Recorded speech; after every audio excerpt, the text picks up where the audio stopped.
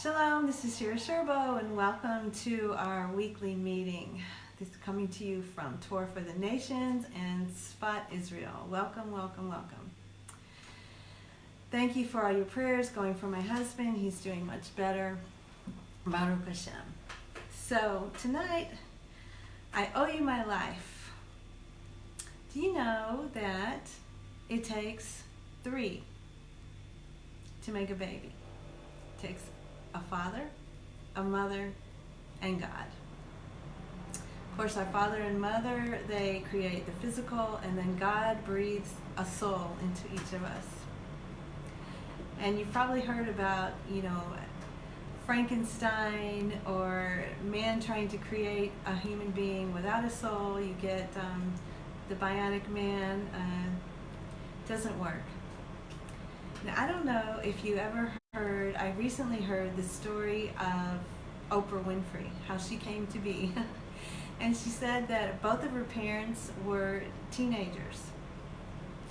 And they came together, and on the first time and the only time that they ever came together, mother got pregnant, and the world now has an Oprah Winfrey. And she said something like, her father, he said, hey girl, and got together with her mother. Never again did they get together, and her mother was pregnant. And it's a mystery how 2 teenagers can come together one time, mother's pregnant, now we have Oprah Winfrey, and other people are married for years and years, and they never conceive. And we just have to trust God that He knows what He's doing. But every single one of us that's here, that means that even if our parents were not even in our life, or we were adopted or whatever, at that one moment that our father and our mother came together, that union, they partnered with God, and God blessed that moment and created a soul, and each of us is here. So who do we owe our life to? We owe our life to our father and our mother, and of course to God. Every day when we wake up in the morning and we realize we're here, we're conscious, and we have another day, and we thank God for giving us our soul. And one of the things that we read right away in the morning is, my God, the soul which you have given within me is pure. You have created it, you have formed it, you have breathed it into me, and you preserve it within me. You will eventually take it from me and restore it within me in the time to come. It's very comforting. So long as the soul is within me, I offer thanks to you, Lord my God, and God of my fathers, master of all works, Lord of all souls. Blessed are you, Lord, who restores souls to dead bodies. So God gives us our soul. At one point, we know He's going to take our soul, and then He's going to restore our soul to us. So I owe you my life, God. Do you know that there have always been people in the world that have claimed not to have an earthly father and earthly mother? They have claimed to have created themselves. Like Pharaoh. Pharaoh claimed that he was God. And Pharaoh thought that it was okay to take Jacob's whole family and turn them into slaves. And he owned them, he was God, they should work for him. And I love how the one true God comes on the scene, and he tells Moses, go tell Pharaoh, I want Pharaoh to know who's really God. Pharaoh's calling himself God. Pharaoh, you have 2 human parents like everyone else. You're not God. The real God comes on the scene, and he says, those are not your people, those are my people. He tells Moses, go tell Pharaoh, let my people go. I'm the one true God. Those are my people. You're not God. Those are not your people. So we love that story. And when we see God is going to use Moses part the Red Sea and to do all these miraculous things. One of the things right away that we see is that God tells us who Moses' parents are. Moses had a human father, had a human mother. Okay, this is a message from God all throughout the Torah. Every single person, except for Adam and Eve, of course, when he created Adam and Eve, but every single person after that, they have a father and a mother. If anyone claims that they don't have a human father or that they're God in some way, God says that's idol worship, it's not true. Every single person has a father and a mother. So he tells us right away, don't be making Moses into a god. When you see him doing these miracles, parting the Red Sea, it's going to be tempting for people living in that society. They're used to this. It was a common thing that certain people would. Nimrod called himself a god. And so God did not want anybody thinking that Moses was some supernatural being. So right away, he tells us, Moses and Aaron and Miriam, his two brothers and his sisters, and these are their parents. Okay? So when God brings the people out into Mount Sinai and he says to them, I am the Lord your God who brought you up out of Egypt. And one of the things that he wants them to do and to impress upon them and impress upon their children for all future generations is to know that you can have no other gods before me.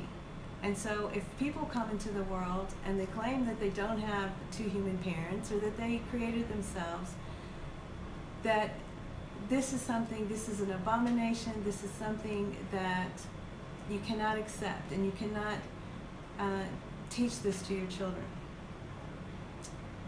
Okay, so my story is, my fourth grade teacher, I was growing up in Rome, New York, and I remember my fourth grade teacher was Sister Mary Constantine. And so I was growing up as a Roman Catholic in Rome, New York, Sister Mary Constantine. I got to my 40s and I had a computer and I actually Googled who was Emperor Constantine, and I learned this whole story that came on the world. That Emperor Constantine was ruling the world and ruling the whole Roman Empire, was just the greatest empire at that time. And this story came into the world about a Jewish baby that didn't have two human parents. He had a human mother, but not a human father. And Emperor Constantine was like, everyone needs to believe this story. And he could enforce it. He had the soldiers and everything, the power to enforce this theology. And so it was fine with the pagans. Pagans, this kind of story comes easy for them. But the Jews were like, no way. We have been told from the very beginning, God has told us, Moses had two human parents. Every single person from Adam and Eve has had two human parents. Pharaoh claimed to be a god. We know that there are no human beings that created themselves. Okay, so here I am, growing up, and I hear this story of 2,000 years ago, and growing up in Rome, New York, I believe the story. Everyone around me, everyone that I knew, I later moved to Texas, and still everyone that I knew believed the story. Right? But I know when I looked online, I saw that many, many, many Jews said they would rather die than believe that story, and they weren't about to pass that story down to their children. But it was a story that got passed down to me, and my parents and the parents before them. It got passed down for generations. And so everyone in my world believed the story that there was someone born, a Jewish baby boy born, that didn't have two human parents. But the Jews totally rejected that story. Okay, so all of us have a soul from God that was put in it. And the main goal of our soul is to reunite with God and to have that marriage with God. And so as I got older and I was seeking God and searching God, I started to be very drawn to that story at Mount Sinai. And maybe this happened to you. But at Mount Sinai, that was that oneness. That was that knowing. That, the Bible and the word to know, Adam knew his wife and she conceived a son. So it's a very intimate word. And this knowing came on the world. This marriage between heaven and earth, between the spiritual and the physical, happened at Mount Sinai. And I found myself just being very drawn to that event, to that knowing. And it didn't happen overnight, but as time went on, I started to think about what if, I think maybe it was only about 4 years ago.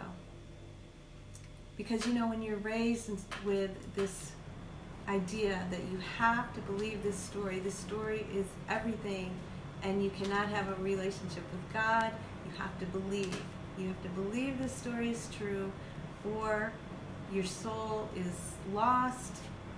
You can't have a relationship with God. And so as I started to draw closer to the Torah and to Mount Sinai, and I dared to think, what would my life be like if I said, I don't believe that story? Can I still have a relationship with God? What about my soul when I die? What's going to happen? Do I have to believe that story? Can I reject that story? Okay, hold that thought. Okay, so we'll come back to it. There was a rabbi that was invited to an all-girls school, and the headmaster, the principal, she wanted him to tell all the girls the story of Purim. So he goes to the school, and all the girls file into the auditorium, and he takes about 15 minutes, and he explains the story of Purim. So then the head schoolmaster, the lady, the principal, she says, okay, girls, now the nice rabbi is going to lead us all in prayer, and then we'll be dismissed. And as soon as she says that, like half the girls prostrate themselves, and those are like the Muslims. And half the girls fold their hands to pray, and those are the Christians. And then he sees one girl in the back, she does this, and she's saying the Shema Israel. And he's like, oh, there's one Jewish girl here. I think I know you. I think I know your family. But anyways, he's kind of at a loss at first, like what kind of prayer am I going to lead? Because this is a mixed group here. And so he says, okay, we have a God that sees and hears. Something like we have a God that has an eye to see, an ear to hear, and a hand that writes. An all-knowing God, an all-seeing God. And then he says, now let's have a moment of silence and meditate about that. And he said you could hear a pin drop. And everyone was silent, and then they were dismissed. And so the head woman, the principal of the school, she calls the rabbi into her office, and she says, you know what, that was amazing. Because usually whenever I have a guest speaker come to the school, half the girls end up offended, depending on who it was that led the prayer. She goes, but this was great, that the moment of silence,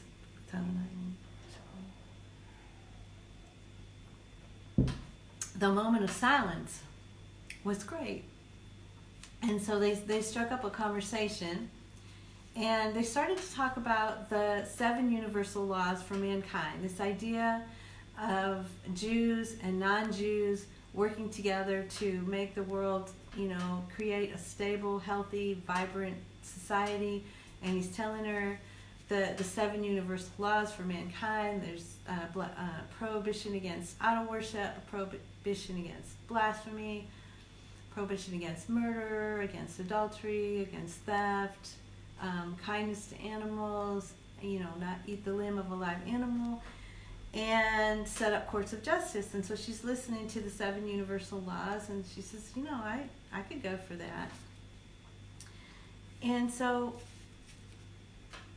that was the whole purpose of Mount Sinai, that the world is at some point going to get to this place where Jews and non-Jews will be working together, and people will attach themselves again. Our soul is going to be longing for that oneness, longing for that marriage at Mount Sinai, that knowing, and we're going to come under, it was like the Jewish people became like, they were Pharaoh's slaves, and God says, okay, now you're going to be my slaves. I'm the king, this is my kingdom, and they agreed, because as Pharaoh's slaves, everything was to benefit Pharaoh. But God, being a loving father, when we are his servants, we work for him, everything is for our benefit. So he was just laying out a bunch of laws, but it was all for our benefit. This is how you treat each other. If this goes wrong, this is how you make it right. And he was just laying it out. His wisdom came down to earth. And so he's giving the people there all the laws about what they needed to do. And so the 7 universal laws kind of come under that umbrella. So we're not creating like another religion, anything man-made, any stories that don't agree with the God of Israel. Everything is this umbrella, and included in that is the universal laws. And so this woman is like, I could go for that.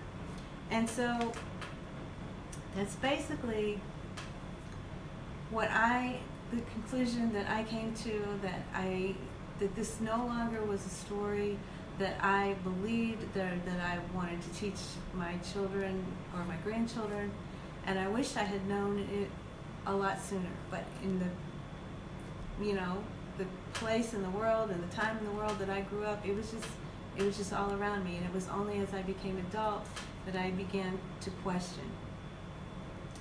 And so there's always this anxiety, because when you've grown up with something all your life, and then you dare to question it, and you dare to think, well, can I still, if I only have the Torah, and I only have the God of Israel, is that enough?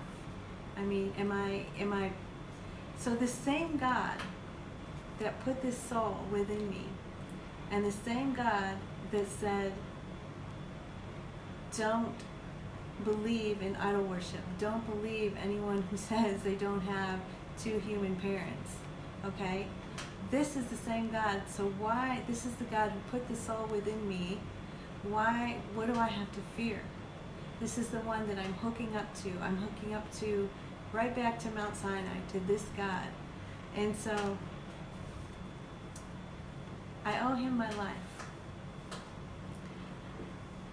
All of us, that's the message. All of us have a father and a mother and God, and that's who we owe our life to. And if anyone comes along ever and tells you anything different, this is what we need to tell our children.